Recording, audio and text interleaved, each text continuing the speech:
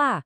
Sabe aquela ideia genial que a gente tem e pensa, nossa, se um computador pudesse fazer isso por mim? Pois é exatamente sobre isso que a gente vai conversar hoje. Vamos descobrir juntos que programação não é aquele bicho de 7 cabeças que todo mundo fala. Na verdade, é uma ferramenta poderosíssima para tirar qualquer ideia do papel. Olha só essa imagem. Imagina ter que fazer a mesma tarefa de novo, e de novo, e de novo. É o que a gente vê aí na esquerda. Cansa só de olhar, não é? Agora, olha para a direita. Essa é a grande sacada da programação. Em vez de um trabalho manual infinito, a gente cria uma solução inteligente, elegante. É como dizem, por que carregar baldes de água se a gente pode construir um aqueduto? E esse é o nosso primeiro superpoder, a repetição. A gente pode simplesmente ensinar o computador a fazer todo aquele trabalho chato e repetitivo para nós, automatizar as coisas. E o que isso significa? Que sobra mais tempo para a gente focar no que realmente importa, na criatividade, na estratégia, enquanto a máquina cuida da execução sem se cansar e sem cometer erros.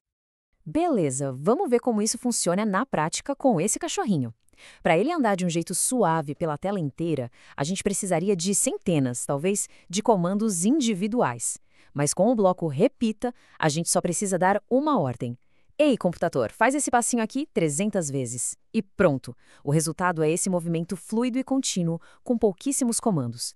É a pura eficiência em ação. Certo, repetir coisas o computador já sabe fazer. É ótimo. Mas a verdadeira diversão começa quando o programa se torna interativo. E se ele pudesse conversar, fazer uma pergunta e, o mais importante, lembrar da resposta para decidir o que fazer depois, aí a coisa começa a ficar muito mais interessante, né?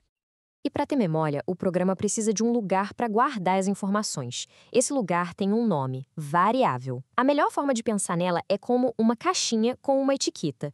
A gente pode colocar um número ali dentro, ou uma palavra, e sempre que o programa precisar daquela informação, ele vai lá e olha o que tem na caixa. Simples assim. E o processo para dar essa memória para o programa é surpreendentemente simples. São basicamente 3 passos. Primeiro, o programa pergunta alguma coisa. Segundo, ele obtém a resposta.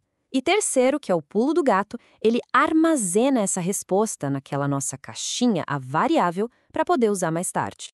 E esse exemplo aqui deixa tudo super claro. O programa pergunta, quantas vezes devo latir? A resposta que a pessoa digita vai direto para a nossa variável, que aqui se chama latidos. A mágica acontece agora. O comando de repetir não usa mais um número fixo, tipo 300. Ele usa o valor que está guardado nos latidos. Ou seja, se a resposta for 5, ele late 5 vezes. Se for 50, late 50. O programa se adapta. Ele se torna dinâmico. Então, peraí. A gente já sabe como fazer o computador repetir tarefas e até como dar uma memória para ele. Com essas 2 ferramentas na mão, surge uma nova pergunta. Uma pergunta que vai além da lógica pura e entra no campo da criatividade. Será que dá para usar esses blocos para criar algo expressivo? Algo como arte? E a resposta é um gigantesco sim. Dá para criar, por exemplo, uma arte que segue um mouse. Imagina só, uma forma colorida que vai desenhando na tela, seguindo cada movimento do cursor. Cada gesto se transforma numa pincelada digital. É quase hipnótico de assistir. Ou por que não ir um passo além? Dá para construir uma verdadeira ferramenta que gera padrões coloridos super complexos e únicos. Designs que seriam muito, muito difíceis de desenhar à mão. E o código faz isso acontecer com um simples clique. E que tal conectar o código com o mundo real? É totalmente possível criar visuais que reagem ao som. Imagina falar no microfone e ver formas e cores dançando na tela em resposta à sua voz ou a uma música. Isso mostra que as possibilidades são, de verdade, praticamente infinitas. Então, o ponto crucial é este. Aprender a repetir comandos e a usar variáveis não é só sobre programar um cachorrinho ou criar uma arte legal. É sobre aprender uma habilidade muito mais fundamental, muito mais poderosa. A gente está falando de uma nova forma de enxergar e abordar problemas. Essa habilidade tem nome, pensamento computacional. E olha, não tem nada a ver com pensar como um computador. Pelo contrário, tem a ver com pensar como um ótimo solucionador de problemas. É a capacidade de pegar aquele desafio enorme, que até assusta um pouco, e quebrar ele em pedacinhos pequenos, fáceis de resolver. E isso, na verdade, são habilidades para a vida: decompor problemas, projetar uma solução passo a passo, o que na programação a gente chama de algoritmo, aplicar a lógica para chegar a um resultado.